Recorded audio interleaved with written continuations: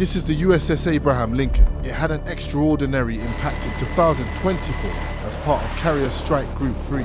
This deployment redefined the future of naval warfare through a series of unprecedented and interconnected historic achievements.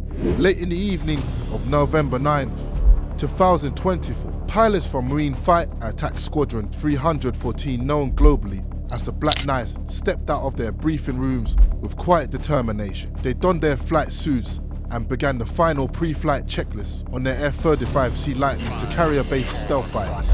Around them, the entire vessel came alive in silent coordination. Sailors deep within the ship's engineering spaces ensured the steam catapults were pressurized to perfection. Aviation ordnance technicians moved with urgency through the bomb farm, securing dozens of precision-guided munitions. Each weighed hundreds of pounds. The weapons were loaded onto deck elevators for transport to the flight deck. Every system, every person, and every component is synchronized for a mission. Counterattacks against enemies have become bold in their attacks on global trade and military shipping. Since 2023, a Houthi militant group had launched their relentless campaign, drone strikes, anti-ship ballistic missiles, and small boat assaults. These spread across the southern Red Sea, the Bab el-Mandeb Strait, and the Gulf of Aden. The attacks targeted not only commercial vessels carrying essential goods, but also US Navy warships tasked with safeguarding international maritime lanes. In response, American commanders made the strategic decision to redirect the Abraham Lincoln Strike Group from the Indo-Pacific to the Middle East. This move sent a clear message. The United States would not tolerate the disruption of global trade or the endangerment of its forces. That night, the Black Knights were en route to Yemen. Intelligence had confirmed the existence of multiple underground weapons caches hidden beneath the mountain ridges. These caches contained advanced Iranian supply, anti-ship cruise missiles, and surface-to-air missile systems. They were being used to threaten ships passing through critical choke points. As the F-35Cs roared off the deck of the Lincoln, the catapult's immense force propelled them from 0 to 170 miles per hour in just 3 seconds. Each carried nearly 70,000 pounds of combined weight, including 20,000 pounds of fuel and 16,000 pounds of munitions. Within moments, they vanished into the sky. Their advanced helmet-mounted displays gave each pilot a full 360-degree view of the battlefield. Real-time targeting data was overlaid directly onto their vision. The aircraft's sensor fusion allowed them to see through terrain, detect hidden emplacements, and identify targets with near-perfect accuracy. All of this happened while flying at low altitude and evading radar detection. Over the course of several hours, the Black Knights executed multiple precision strikes against the mountainous hideouts. They destroyed launch pads, storage bunkers, and even a vital bridge connecting it to peaks. Local media later reported that the explosive force of the strikes was so intense that the very top of one mountain appeared to have been sheared away. While official casualty figures remain classified, we know with certainty that every single aircraft returned safely to the carrier. This marked the first combat mission of the F-35C variant in operational history. It was not merely a tactical success, it was a milestone proving the Navy's newest fighter could deliver lethal force in contested environments. This mission marked the debut of the F-35C in actual combat after years of testing and development. But the Black Knights did not operate alone. Just minutes before their departure, another squadron took to the skies Electronic Attack Squadron 133, known as the Wizards. They flew the EA-18G Growler, a modified version of the F-18 Super Hornet engineered not to drop bombs, but to blind the enemy's eyes. On each wing and along the center line of their aircraft hung 3 cylindrical pods. These were unlike anything seen before in modern naval aviation. They were not conventional fuel tanks or old radar jammers. They were the AN-Q249 next-generation jammer, a revolutionary electronic warfare system designed to replace the aging AL-Q99 system. The old system, though reliable in its time, suffered from limited power output and narrow frequency coverage. It also caused increasing interference with Allied communications. Modern air defense networks, especially those from Iran and Russia, now operated across a wide spectrum of frequencies. They range from long-range surveillance radars using lower bands to high-precision fire control radars operating above 6 GHz. The next generation jammer changed everything. It delivered far higher power. It covered broader frequency ranges with greater precision. Most critically, It introduced dedicated jamming modules optimized for specific bands. For this mission, the Wizards carried to mid-band pods, one on each wing. They also retained the legacy LQ-99 pod on the center line as a temporary substitute until the low-band variant became fully operational. Their mission was simple but vital: suppress, degrade, and disrupt the Houthi air defense network before the F-35s arrived. By overwhelming enemy radar systems with precisely targeted electromagnetic noise, the Growlers prevented ground-based missile batteries from acquiring lock-on solutions. They rendered early warning radars useless. They created a protective bubble around the strike package, though exact operational details remain classified.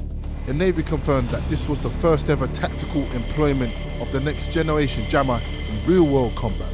Whether it caused radars to malfunction, whether it forced enemy operators to shut down systems, or whether it simply delayed targeting long enough for the F-35s to strike and see, the result was clear. No aircraft from the strike package was engaged. All returned home unharmed. The success of the NGJ validated decades of research and investment. It proved that electronic warfare was no longer a supporting role. It was a decisive enabler of air superiority in contested airspace. When the mission in the skies was completed, the next challenge arose not from the air, but from the sea.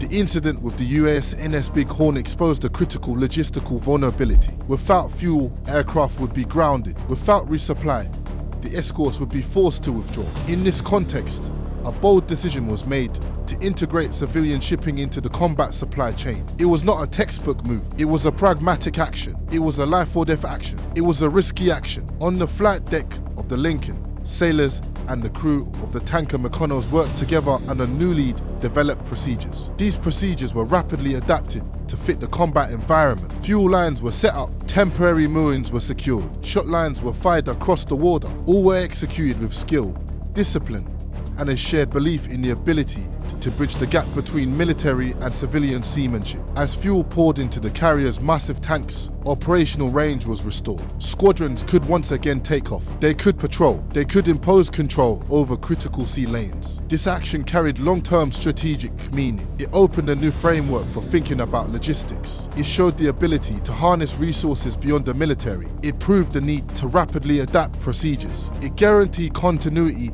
in combat operations, combined with innovations in the air from the stealth and sensor fusion of the F-35C to the electronic suppression power of the NGJ. The strike group demonstrated a fundamental principle. Victory in the modern era depends not only on weapons, it also depends on supply chains, alliances, and innovation in practice. The year 2024 closed with a clear lesson. The USS Abraham Lincoln and its escorts did more than strike and defend. They tested new standards. They set new standards for how fleets operate. They showed how fleets cooperate. They proved how fleets can endure in the complex conflicts of the future. The Red Sea incident was more than a simple military operation. It was a clear demonstration that the US Navy is ready to respond to any threat to international commerce and regional security. The USS Abraham Lincoln and Strike Group 3 demonstrated more than just military might. They demonstrated a sophisticated combination of technology, strategy, and multi-domain coordination. The F-35C fleet has stealth capabilities and integrated sensors. The Growler aircraft carries next-generation electronic warfare technology.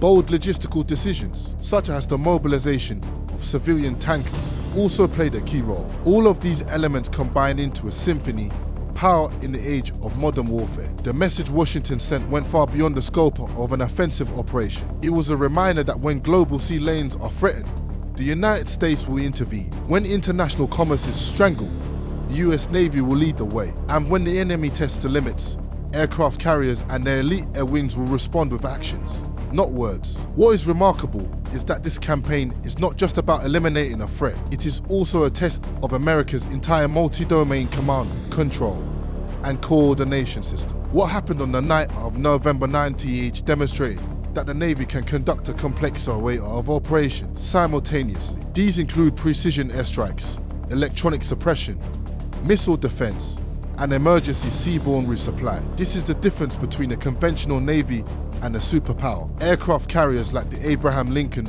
are more than just floating weapons. They are strategic symbols. They carry diplomatic messages, deterrence, and the industrial might behind them. In the future, potential adversaries will surely study what has happened. They will see that stealth technology is no longer just a theory. They will see that electronic warfare is no longer just a support measure. It has become the spearhead of the way. They will see that even in the face of logistical shortages, the United States can adapt and maintain combat power. This is deterrence in practice, not on paper. The Red Sea of 2024 has seen the affirmation of a principle.